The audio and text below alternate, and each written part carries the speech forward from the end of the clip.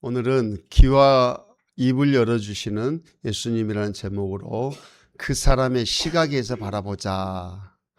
믿음을 심어주기 위한 예수님의 하늘 탄식 기도, 일상에서 일어나는 에바다라는 내용으로 하나님의 은혜를 함께 나누겠습니다. 오늘 본문에는 안타까운 한 사람이 등장합니다. 삶의 이중고를 지금 겪고 있습니다.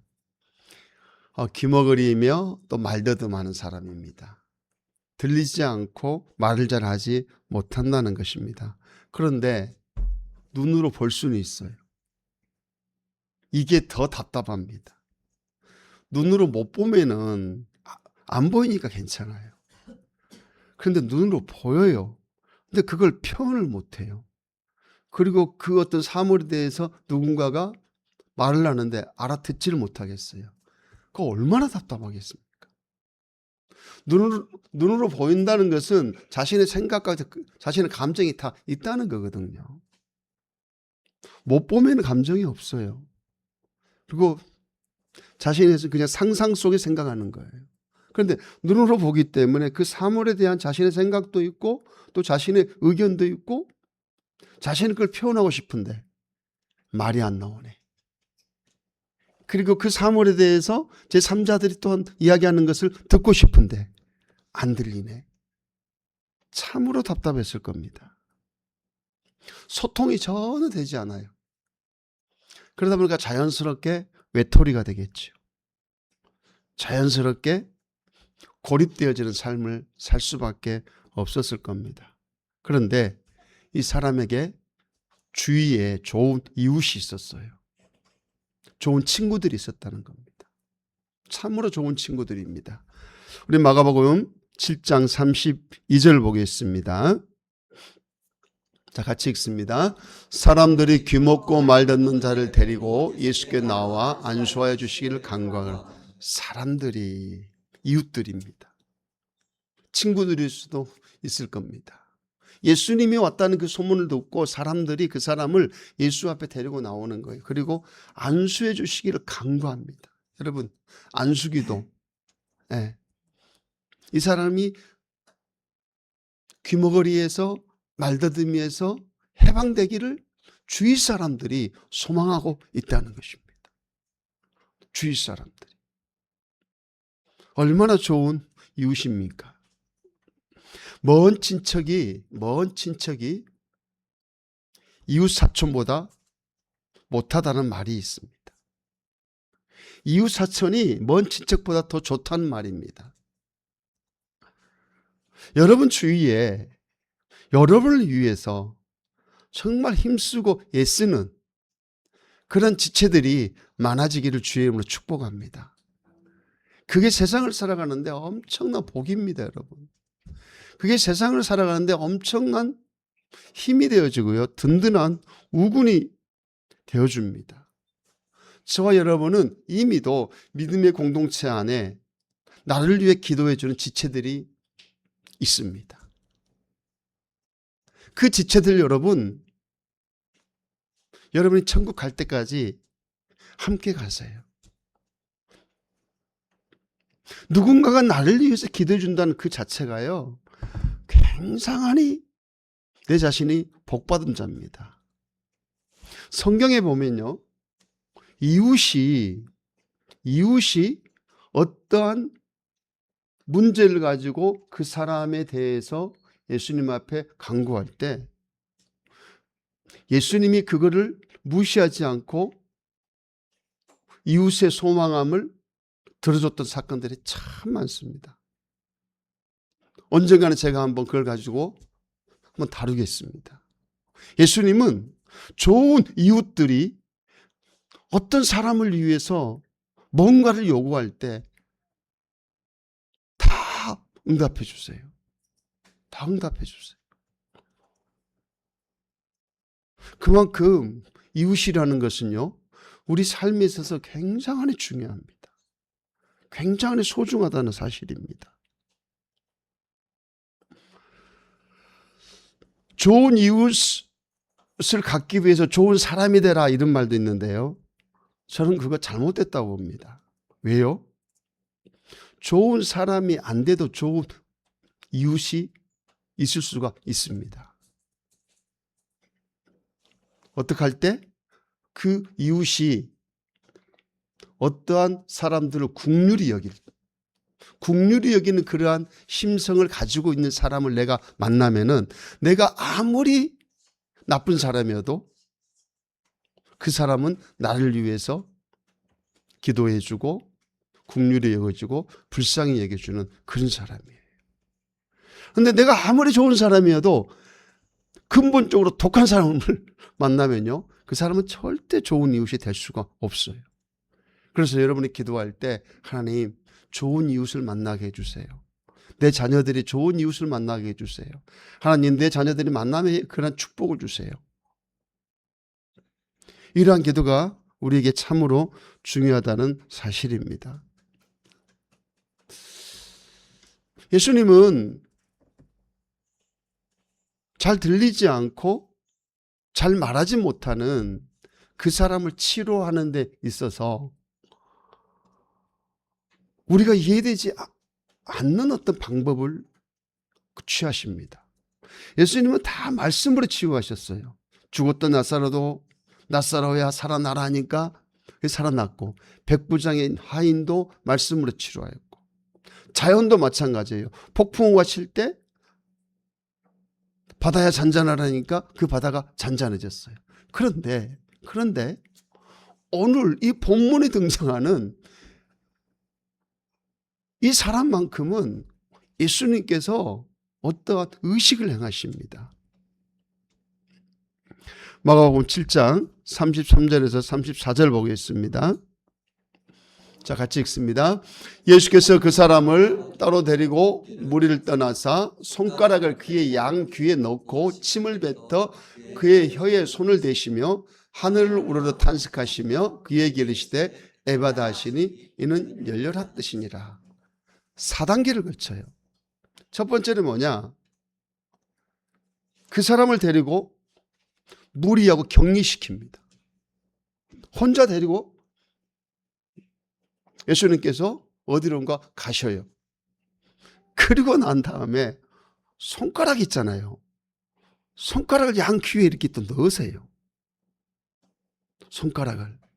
또 그리고 침을 뱉어가지고 그 침을 뱉어서 손 이렇게 해가지고 혓바닥에 있다 대요. 그리고 하늘을 쳐다보십니다. 탄식하면서 에바다라고 선포하십니다. 여러분 이게 좀 이상하지 않습니까? 이런 퍼포먼스가 왜 필요합니까? 예수님께. 그냥 33절 그 과정 다 없애버리고 34절에서 우러러 하늘을 보시면서 탄식하며 기도하는 거예요. 에바다 열려라. 예수님 그리 할 수 있잖아요. 그런데 왜 33절에서 저렇게 복잡한 일을 행하셨는가? 그것은 바로 그 사람의 시각에서 그 사람을 바라보았기 때문에 그러합니다. 더 쉬운 말로 하자면 눈높이 교육을 시키고 있는 거예요, 지금. 철저히 상대방을 위해서 예수님은 33절의 수고를 하고 있다는 사실입니다. 예수님 자신으로 봐서는 33절의 저 수고를 할 필요가 없으세요. 34절로 바로 가시면 되세요. 그런데 상대방을 위해서 예수님께서 철저히 저렇게 행하셨다는 사실입니다.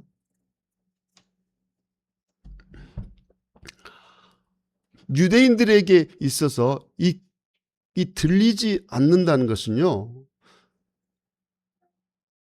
유대 사회에서 격리될 수밖에 없는, 아무리 그 사람을 같이 데려가려 해도 본인 스스로가 낙오될 수밖에 없는 그 사회가 바로 유대 사회예요. 왜냐하면 유대 사회는 쇠마라는 그런 어떤 룰이 있거든요. 쇠마가 뭐냐면은 이스라엘아 들으라. 뭘 들어요? 하나님의 말씀을 들으라 하거든요. 신명기 한번 가볼게요. 신명기 6장 4절. 저를 같이 읽습니다. 이스라엘아 들으라. 우리 하나님 여호와는 오직 유일한 여호와이시니. 이스라엘아 들으라. 저게 쇠마예요. 그리고 계속 하나님의 말씀으로 유대인들은 그 자녀를 교육하고 상대방을 교육하고 또 자신도 하나님의 말씀으로 교육을 받습니다. 그런데 이 사람이 들을 수 없다 보니까 본인 스스로가 외톨이가 돼버려요. 그리고 이 사람에게는 법적인 증인 자격도 없어요. 왜? 못 듣기 때문에. 그리고 어떤 걸 계약할 때 계약자로서의 그 자격도 없어요. 자연스럽게 이 사람은 도태될 수밖에 없는 그런 사람입니다. 더구나 또 말을 잘 하지 못하기 때문에 법정에서 증인으로서의 그 일도 감당할 수가 없습니다. 거래도 어떤 걸 거래도 할 수 없고 그야말로 그림자가 취급을 받는 그런 사람입니다. 뿐만 아니라 태어날 때부터 귀머거리고 말하지 못하는 이 사람들은 그 집안에 큰 죄를 하나님 앞에 지었기 때문에 저 사람이 저는 벌을 받고 있다고 또 생각하는 게 유대사였어요. 요한복음 9장 한번 가볼게요. 요한복음 9장 1절에서 3절입니다. 자, 우리 같이 읽습니다. 예수께서 길을 가실 때에 때부터 맹인된 사람을 보신지라. 제자들이 물어 이르되 라삐여 이 사람이 맹인으로 난 것이 누구의 죄로 인함이니까 자기니까 그의 부모니까. 예수께서 대답하시되 이 사람이나 그 부모의 죄로 인한 것이 아니라 그에게서 하나님이 하시는 일을 나타내고자 하심이라. 네. 그러니까 유대사에서는 맹인으로 태어나고 말더듬이로 태어나고 귀머거리로 태어나면 그 부모가 죄를 지었기 때문에, 아니면 그 부모 그 조상의 어떤 죄 때문에 그 자녀가 어떤 죄인이 그걸 그대로 물려받아서 그렇게 태어난다는 사회적인 통념이 있어요. 그러다 보니까 이 사람은 정신적으로 육체적으로 굉장히 심적으로 굉장히 큰 어떤 부담을 가지고 큰 아픔을 가지고 이 세상을 살아가는 사람이에요. 어쩔 수 없이 사는 거예요, 지금. 어쩔 수 없이. 그러다 보니까 이러한 취급을 받고 있는 이 사람에게 예수님께서 첫 번째로 행하셨던 게 심적인 그 어떤 부담과 정신적인 그 안정감을 주기 위해서 그 사람들하고 격리시킨 거예요. 그 사람들하고. 그 다음에 또 두 번째는 왜 그러면 손으로 양 귀를 손으로 양 귀에 이렇게 넣느냐. 이 사람이 볼 수 있잖아요. 이 사람에게 볼 수는 있으니까 내가 니를 치유한다는 어떠한 시청각적인 그러한 시각적인 것을 이용하신 거예요. 귀를 딱 넣어요. 그러니까 이 사람이 눈으로 보잖아요. 왜 그러시나? 내 귀를 치료하시려고 그러시나? 그러면서 또 침을 뱉어서 혓바닥에 또 대요. 그게 뭐냐면은 유대사회에서는 이 침이 병을 치료한다는 그런 풍습이 있었어요. 그래서 많은 사람들이 주술사들이 특히 침을 가지고 병을 치료 많이 했어요. 침을 가지고. 그러다 보니까 이 사람도 예수님이 침을 딱 발라가지고 그 사람이 혀에 딱 넣으니까 이분이 날 치유하려는구나. 이분이 나의 안 들리는 귀를 듣게 해주고 말하지 못하는 나를 말하게 해주려고 이분이 지금 어떤 일을 준비하고 있구나.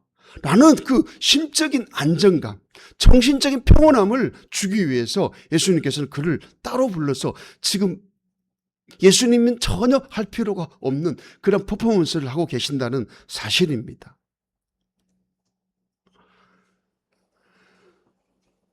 그러면서 그걸로서만 예수님은 끝내지 않습니다. 하늘을 우러러봅니다.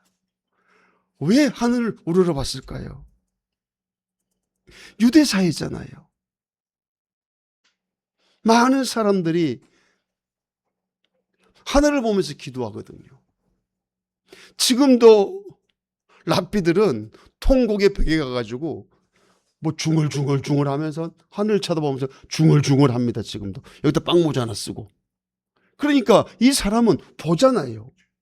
보니까 예수님이 하늘을 쳐다보면서 탄식하며 기도를 하니까 이 사람이 이제 하나님 앞에 나를 위해서 기도해 주는구나. 그러면서 철저하게 우리 예수님께서는 지금 그 사람에게 모든 어떠한 그 정서적으로 정신적으로 안정된 환경을 만들어주고 난 다음에 그 사람에게 믿음을 심어주고 그 사람의 치료를 내가 지금 받고 있다는 그것을 인식하도록 그 사람을 지금 몰아가고 있다는 사실이에요. 그러면서 하늘을 우러러보면서 에바다 열려라고 선포합니다. 철저한 예수님은 상대방을 위해서 자신을 위해서는 이런 퍼포먼스 할 필요가 없어요. 근데 상대방을 위해서 모든 일을 행하고 있는 이 사실을 우리는 볼 수가 있다는 사실입니다. 사랑하는 성도 여러분, 지금 한국 사회는 극도로 개인주의, 이기주의에 사로잡혀 있습니다. 자기와 생각이 틀리면 다 틀리는 거예요. 자기하고 어떤 노선이 틀리면 그 다 잘못된 거예요. 여러분, 이번에 선거관리위원회에서 그 투표용지가 부족해가지고 투표를 못하는 참 웃지 못할 일이 벌어졌잖아요. 그걸 가지고 또막 난리 구슬치는 또 무리들이 있어요. 또 어떤 무리들은 그게 아니고 하는 또 그런 무리들이 있어요. 물론 다 자신들의 생각과 주장을 가지고 막 싸우는 겁니다.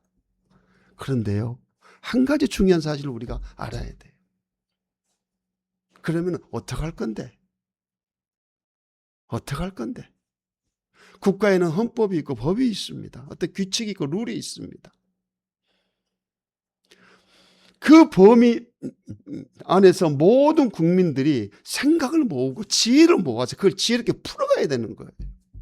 내가 옳고 네 틀렸다. 네가 틀리고 내가 옳다. 이게 아니에요. 흑백 논리를 가지고 이 세상은 절대 살아갈 수가 없습니다. 흑백 논리가 아니라 니도 맞고 나도 맞으니까 우리 거기에서 이 문제를 한번 풀어보자. 철저히 상대방의 눈높이에서 그 사람에게 우리가 다가간다면은 우리의 삶의 현장 속에는 기쁨이 있고 즐거움이 넘쳐날 줄 믿습니다. 상대방의 눈높이에서 내가 말하는 거예요.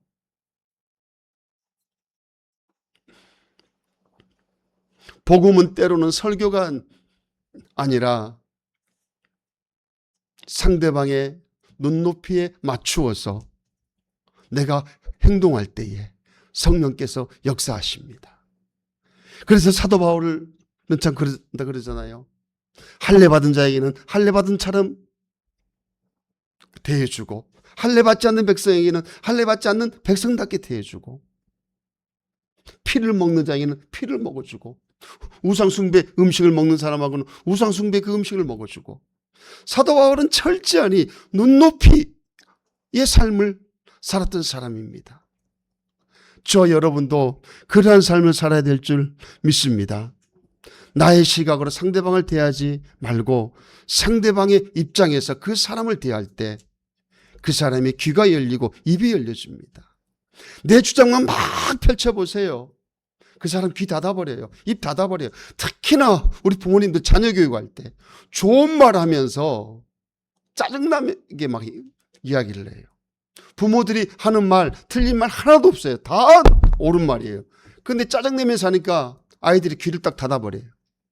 그리고 입을 딱 닫아버려요. 듣지도 않고 말도 하지 않아요. 왠지 아십니까? 아이의 눈높이에서 말하지 않기 때문에 그렇습니다. 왜 성도들이 우리 목사님은 항상 그래. 이런 생각을 가질까요? 성도의 그 눈높이에서 목사가 접근하지 않기 때문에 그래요. 철저히 우리는 상대방의 눈높이에 맞게끔 이야기하고 상대방의 눈높이에 맞게끔 그 사람을 대해줄 때에 그 사람이 귀를 열고 입을 연다는 사실입니다. 그게 우리가 이 세상을 지혜롭게 살아갈 수 있는 방법이라는 것입니다. 그러므로 사랑하는 성도 여러분, 철저하니 예수님처럼, 예수님은 33절에 그 퍼포먼스가 필요가 없는 사람이었어요. 그러나 상대방에게 정신적으로 심적으로 안정감을 주기 위해서 상대방의 눈높이에 맞추어 그렇게 행동했던 것처럼 저와 여러분도 그러한 사람이 되기를 주의 이름으로 간절히 축복합니다. 또한 예수님은 그 33절에 그런 퍼포먼스만을 행하시는 게 아니었습니다. 34절에 보니까 하늘을 우러러 탄식하며 기도하셨다고 말씀합니다. 탄식하며 기도하셨다. 여기서 탄식이라는 것은요, 탄식이라는 것은 그냥 한숨을 쉬었다라는 그 뜻이 아니고요. 내 마음 속에 뭡니까? 오장육부가 끊어질 만큼의 어떤 아픔을 가지고 가슴이 찢어지는 심정으로 소리쳤다는 거예요. 그런 마음으로. 그러니까 정말 오장육부가 끊어지는 그 심정, 가슴을 찢은 그 심정. 저는 이게 그 탄식했다는 그 의미가 조금 알 것 같아요. 조금 알 것 같아요. 성도들이 어떤 일을 당했다 했을 때 내 힘으로 할 수가 없어. 아무 도움도 줄 수가 없어 내가. 그러면 자연스럽게 기도가 나와요. 이거 어쩌란 말입니까 하나님? 이거 어떻게 하란 말입니까? 그런 기도가 절로 나와요. 그 어떤 탄식. 그러면서 하늘을 우러러봤습니다. 하늘을 보지 않고 그냥 기도했어도 됩니다. 그런데 하늘을 우러봤던 것은 그 사람에게 믿음을 심어주기 위한 예수님의 퍼포먼스였다는 것입니다. 믿음을 심어주기 위한 것이었어요. 철저히 우리 예수님은 상대방을 위해서 일하셨고 그 사람이 믿음 안에서 또 거하기를 원하셨다는 사실입니다. 예수님은 지금 저와 여러분을 위해서도 열심히 기도하고 계십니다. 예수님은 하나님의 우편 보좌에서 저와 여러분의 아픔을 가지고 기도하고 계신 분이십니다. 우리 로마서 8장 34절입니다. 자, 우리 같이 읽습니다. 시작. 그가 정죄하리요 죽으실 뿐 아니라 다시 살아나신 이는 그리스도 예수시니 그는 하나님 우편에 계신 자요 우리를 위하여 간구하시는 자시니라. 우리가 고통스럽고 아프고 힘들 때 예수님이 나를 떠나셨나? 내가 어제 죄를 지어서 예수님이 나를 멀리하셨나? 이런 생각을 여러분 할 수 있을 겁니다. 그런데 주님은 저희들 절대 떠나지 않습니다. 절대 주님은 우리를 놓지 않으세요. 부모가 자녀를 놓아버린 거 봤습니까? 부모가 자녀를 떠난 거 봤습니까? 안 떠나십니다.